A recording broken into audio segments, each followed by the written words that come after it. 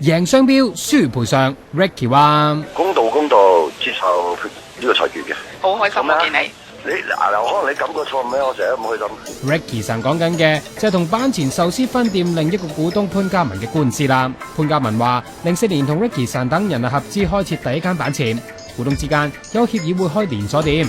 個 Ricky 神私下以板前商標開分店，仲一直都話自己係板前商標嘅擁有者。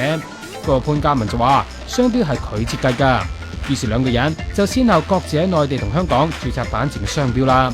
06年嗰陣，佢幾經討價還價 ，Ricky 神先至肯達成協議交出股份，但佢當時冇懷疑到協議度有提到 Ricky 神擁有板前嘅商標，所以就入稟告 Ricky 神，仲指佢違反咗董事受信責任。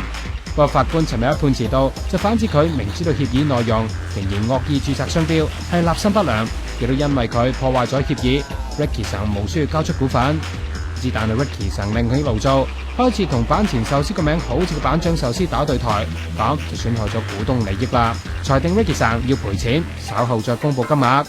據了解，潘家文喺07年已將名下嘅板前股份賣咗俾跑王之王嘅老闆，佢收咗首期200萬，但就因為呢單訴訟交易尚未完成。